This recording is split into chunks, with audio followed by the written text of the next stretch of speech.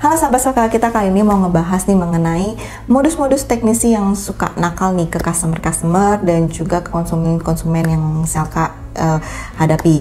Nah, di sini kita akan ngebahas beberapa poin yang sudah kita alami selama penjualan dari awal dan sampai sekarang ya. Nah, di sini bukan bermaksud kita juga untuk menjelekkan teknisi. Di sini justru adalah supaya kita mengedukasi customer dan teknisi kita, dan ini malah inputan dari semua teknisinya Selka supaya mereka tidak dianggap seperti teknisi-teknisi yang memang mempunyai modus dan juga berniat tidak baik kepada customer. Nah, di sini kita akan sedikit ngebahas poin-poinnya apa aja yang dialami oleh customer Selka. Tapi sebelumnya jangan lupa pada subscribe dan komen dan nyalain lonceng buat dapat update terbaru dari Selka.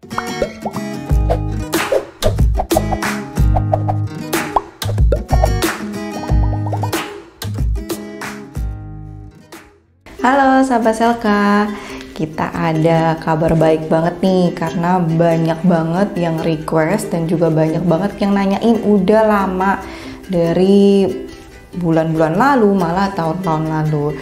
Jadi kita sekarang udah launching untuk Selka Clean. Jadi kalian kalau yang mau cuci AC itu bisa langsung ke website kita untuk belanja untuk cuci AC-nya dari yang setengah sampai 2,5 PK khusus untuk AC split aja saat ini. Nah, kalian tuh udah bisa langsung belanja di website kita. Jadi kalian nanti akan search aja di website kita untuk ketik cuci AC. Nanti ada keluar pilihan untuk setengah 1 PK, 1,5 sampai 2,5 PK. Jadi kalian bisa pilih dan kuantitinya sesuai dengan yang kalian mau cuci di rumah, seberapa banyak AC yang ada kalian. Oke, yang pertama di mana kecurangan yang sering dilakukan oleh teknisi. Nah, di sini pasti sering banget ngalamin ya, mau AC baru atau misalkan yang AC lama lagi dicuci, yaitu dimana freonnya kurang tiba-tiba terus bocor, nggak dingin, akhirnya dicek teknisi lagi, dibilang teknisi lagi harus ditambah freonnya. Yang paling banyak itu dimana kalau kalian mencuci AC ya, makanya di kita itu selalu meminta customer sebelum dilakukannya pencuci AC dicek dulu oleh teknisi tekanan freonnya PSI-nya untuk si AC tersebut sebelum dilakukannya pencucian. Jadi tekanan freon itu range-nya kalau normal itu di 160 sampai 180. Tapi kalau namanya lagi mau cuci AC kan pasti dalam keadaan AC-nya kotor. Pasti bisa di bawah itu di sekitar 150, 140 sebelum cuci. Nanti kalau sudah selesai pencucian dia baru balik normal ke 160 sampai 180 PSI tekanan freonnya. Nah, mengapa kita sebelum melakukan pencucian wajib untuk cek PSI dulu? Karena supaya kita tidak ditipu atau tidak dimainkan oleh si teknisi. Jadi setelah cuci ternyata tetap masih nggak dingin, baru dicek freonnya, ternyata freonnya kurang dan kita harus menambah biaya untuk pengisian freon. Dan pengisian freon itu tidak murah, rata-rata range-nya di harga 200 sampai 300 ribu gitu ya untuk satu AC. Terus ada juga yang memang misalkan sengaja misalkan freonnya dibuat ngelos begitu aja, mungkin memang pada dasarnya tidak dicek juga ya kan, setelah nggak dingin, jadi akhirnya dibilang di pengecekan berikutnya bahwa oh ini salah pasangnya, menjelekkan teknisi lain, ini jadi akhirnya bocor dan segala macam, oh ini pipanya tidak bagus, akhirnya jadi buat si customer harus oh jadi saya harus ganti pipa, saya harus tambah freon, jadi double biayanya, yang dimana sebenarnya belum tentu kita tahunya di mana sejauh mana untuk kebocoran pipanya tersebut atau misalkan tekanan freonnya. Nah, maka di sini kalian juga harus tahu tekanan freon normal itu rata-rata di 160 sampai 180. Jadi baiknya setiap kalian mau melakukan pencucian atau misalkan pengecekan freon, dicek dulu sebelum dilakukan tindakan oleh si teknisinya supaya kalian tidak dibodohi oleh si teknisi. Atau mungkin kalau kalian ngerasa diinfokan oleh teknisinya, oh ini kurang nih freonnya, terus pipanya ternyata bocor dan kalian kurang percaya, boleh banget panggil teknisi dari brandnya. Jadi punya dua alternatif, jadi tidak cuman percaya dengan satu teknisi. Karena di sini kasihan untuk teknisi-teknisi yang memang pada dasarnya sebenarnya jujur tapi jadi sudah tidak dipercaya di depan oleh customer. Jadi kalau lagi kerja dibawelin, jadi kerjanya nantinya nggak fokus, melakukan kesalahan, itu kan kadang mengganggu gitu ya. Nah, di sini baiknya kalian juga tahu mengenai pencucian itu awalnya seperti apa. Yang kedua, di mana mungkin teknisinya tidak mengaku jika sudah merusak AC-nya. Yang sering terjadi saat pencucian, di mana mereka karena menghemat untuk tidak mengeluarkan biaya lebih, di mana plastik cover untuk penutup pas saat pencucian AC-nya itu sudah lama sekali tidak diganti. Jadi yang memang sudah bolong-bolong, sudah tidak standar, dan misalkan sudah kotor sekali. Jadi saat misalkan kalian melakukan teknisinya melakukan pencucian, ternyata airnya bocor kemana-mana dan semprotannya masuk ke dalam sistem-sistem yang ada di indoor, juga sensor-sensor dan segala macam. Jadi AC-nya bermasalah saat pencucian, nyemprot airnya terlalu kencang, dan juga misalkan menggunakan alat-alatnya terlalu tidak hati-hati. Nah, itu biasanya teknisi pasti banyak yang nggak mengaku, karena kita juga nggak bisa lihat ke dalam kan, kita nggak ikutin sampai ke atas, kita nggak lihat. Nah, totalnya ya sudah merusak, dan jadi kita yang harus menanggung. Yang ketiga, di mana teknisi bilang sudah divakum, tapi ternyata belum dan malah tidak divakum. Nah, di sini sudah dipastikan setiap pabrikan itu mewajibkan setiap pemasangan AC baru itu harus divakum. Nah, kalau kalian kurang paham divakum itu seperti apa dan bagaimana, pokoknya pastikan aja pas teknisi datang itu dia membawa alatnya atau tidak. Nanti kita kasih lihat ini bentuk vakumnya ya. Jadi seperti ini. Jadi nggak mungkin nggak kelihatan gitu loh. Dan proses pemvakuman itu tidak sebentar. Paling cepat itu 20-30 menit. Dan standarnya itu harus 30 menit ya. Dimana memang pasti membuang waktu teknisi. Makanya banyak teknisi kalau yang cuma misalkan tidak dilihat customer, dibilangnya oh sudah divakum, padahal tidak. Ya, atau misalkan juga dia tidak bawa vakum gitu ya, terus dia bilang sudah, dia menggunakan teknik air purging. Air purging itu dimana dia menggunakan aliran freon yang ada di dalam AC baru. Nah, itu kan sebenarnya sah-sah aja, cuman kan tidak baik gitu loh, tidak disarankan karena itu juga cuma sebentar dan tidak maksimal gitu loh, dan malah kalau mau maksimal malah bisa menghabiskan si freon yang ada di dalam AC.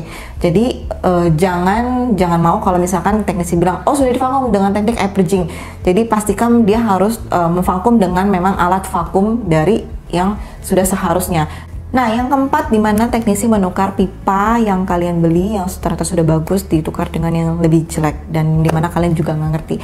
Nah, di sini makanya kalian harus tahu mengenai pipa tembaga AC itu seperti apa, karena itu satu kesatuan yang memang wajib dan penting, komponen yang paling penting di setiap AC ya kan.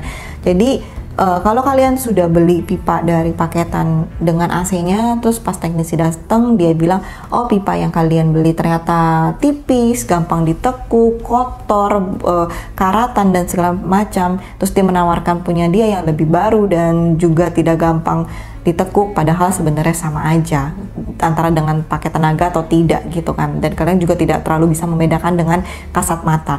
Nah, pastikan aja kalian ke tokonya gitu kan, ke toko yang kalian beli gitu, bahwa memang yang kalian beli itu sudah standar yang memang kalian inginkan ya kan. Dan toko itu pasti menjamin jika ada kendala di suatu saat nanti pasti memang bisa diklaim lagi ke tokonya, bisa dipastikan bahwa memang kalian beli di toko tersebut gitu ya.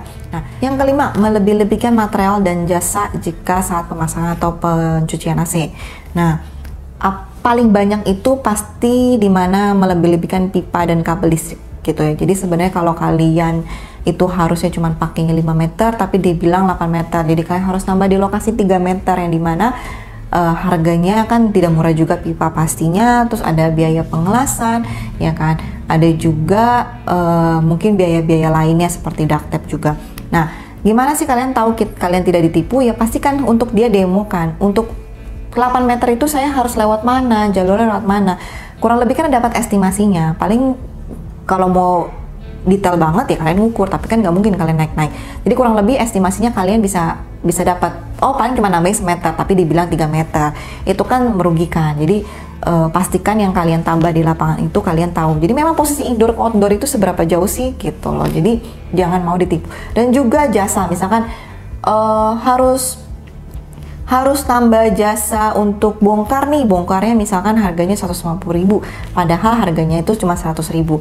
Nah, makanya kita selalu pastikan untuk harganya Selka dengan harga teknisi yang di lapangan itu harus sama supaya tidak menimbulkan ada murah mahalnya di lapangan gitu kan. Jadi supaya kita satu irama Jadi tidak mendapatkan image jelek ke toko dan tidak dapat image jelek buat teknisi. Jadi sama-sama tidak merugikan customer juga, tapi tetap dengan harga yang sesuai di awal customer sudah setujui gitu ya. Nah, jadinya kalau ada penambahan material dan jasa, kalian pastikan lagi ke tokonya aja. Kalau misalkan, oh saya nambah sekian nih, harganya sesuai gak ya sama yang seharusnya? Oh ternyata kalau nggak sesuai, oke. Berarti kalau misalkan, oh nggak sesuai nih kak, harganya lebih mahal, atau malah kak nggak sesuai, harganya lebih murah dari teknisi gitu loh. Jadi bisa dipastikan aja ke tokonya supaya kalian benar-benar dapat harga yang baik.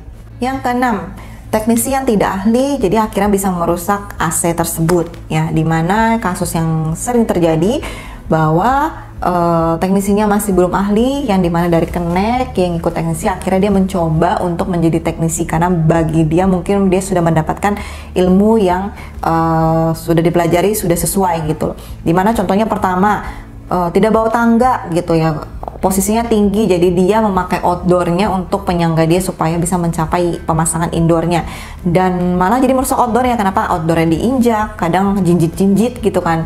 Kalau loncat-loncat mungkin jarang, karena kan nggak mungkin juga loncat sambil masang AC. Biasanya dia jinjit kan. Nah jinjit itu kan menekan ke bawah itu kan bisa membuat si AC-nya itu penyok. Nah yang dimana kadang-kadang customer juga tidak lihat ya kan. Tahu-tahu sudah berapa hari pas pencucian berikutnya teknisi yang nyuci datang bilang AC-nya penyok, malah komplain ke toko. Padahal sebenarnya ACE itu dari teknisinya. Dan juga misalkan yang dimana teknisinya kurang ahli dalam misalkan prosedur yang harus dilakukan step by stepnya, seperti pemasangan bracketnya kurang rata, kurang balance ya kan, bracket indoornya jadi AC-nya miring, terus juga dimana pas pemasangan untuk sensornya kena, jadi akhirnya ada beberapa fitur tidak berfungsi. Nah itulah tadi kurang lebih ada 6 yang dimana sering dilakukan teknisi di lapangan untuk mendapatkan penghasilan lebih yang dimana kadang-kadang tidak diperlukan gitu. Nah jadi kalian itu sebagai customer itu harus lebih cerdas ya, lebih banyak baca di internet, lihat-lihat di YouTube bahwa apa aja sih melakukan pemasangan AC, penyucian AC yang baik dan benar, dan sampai tidak dibohongi oleh si teknisi. Jika ada yang menurut kalian janggal, jangan ragu-ragu untuk ditanya teknisinya. Misalkan ini buat apa, ini seperti apa gitu, tapi jangan terlalu detail karena kasihannya teknisinya lagi kerja malah terganggu. Nah jika kalian mau lebih detail juga mengenai tips-tipsnya dan tips-tips lainnya yang ada di Salkapedia, bisa kalian lihat aja di websitenya. Nanti tinggal kalian bisa lihat aja di salka.id, kalian bisa baca semua mengenai tips-tips yang ada di Salka. Nah sudah di akhir video, jangan lupa pada like, subscribe, dan komen, dan nyalain lonceng buat dapat update terbaru dari Salka. Kita ketemu lagi, see you, bye bye.